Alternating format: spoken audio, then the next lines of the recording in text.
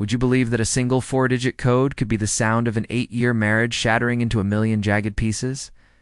The night everything broke was a Tuesday, at exactly 2:14 a.m., in the quiet, sterile glow of our bedroom in Miami. I was reaching for my charger when her phone lit up on the nightstand, a notification from a name I didn't recognize, followed by a heart emoji. When I reached out to check, my thumb hit the home button out of habit, expecting the familiar pattern of our wedding anniversary. But the screen didn't open. It shook, demanding a password I had never seen before. She had changed it for the first time in 8 years, and as she stirred in her sleep beside me, I realized I was sleeping next to a complete stranger. A complete stranger who had been systematically erasing me from her life. You genuinely enjoy our stories? Please subscribe to the channel, tell us where you're from, and what time it is right now. It's always fascinating to know how far our story flows. The silence in that room became deafening. For days I watched her. I watched the way she tucked her phone under her thigh at dinner at that little Italian place on Biscayne Boulevard. I watched the way her eyes darted toward the hallway every time a message pinged. She became cold, dismissive, telling me I was suffocating her when I asked why she was staying late at the office in Brickell. She acted as if I were the villain for noticing the shift in the wind. The discovery was a slow, agonizing crawl. I found the receipts first hidden in the lining of a suitcase she used for her business trips to Chicago. Stays at the Waldorf Astoria that weren't on any company ledger. Then came the phone calls I overheard from the garage, her voice dropping into a soft, intimate register she hadn't used with me in years. She sounded happy. She sounded like she was winning. I didn't confront her. Not yet. I had to see it for myself. I followed her one Friday evening to a dimly lit bar off Miracle Mile.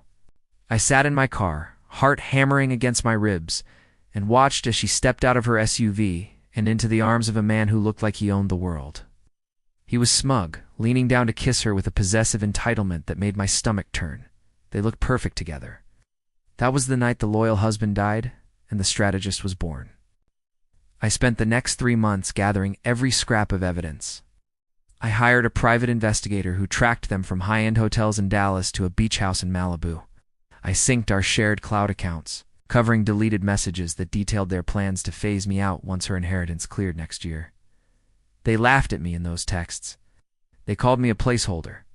The revenge wasn't loud, it was surgical. I waited until her family's annual gala at the Biltmore Hotel, the social event of the year.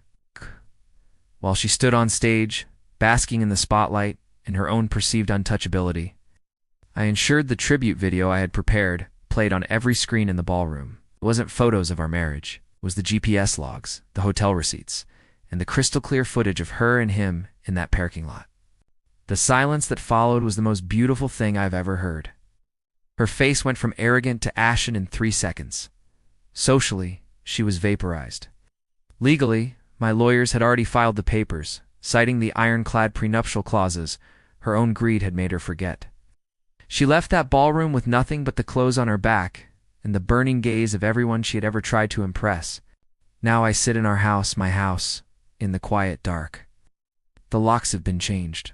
The furniture is being replaced. There is no anger left, only a cold, hollow space where a life used to be. I look at the phone on the counter, the screen black and silent. She thought a password could hide the truth, but secrets have a way of screaming once you finally stop listening to the lies. The end.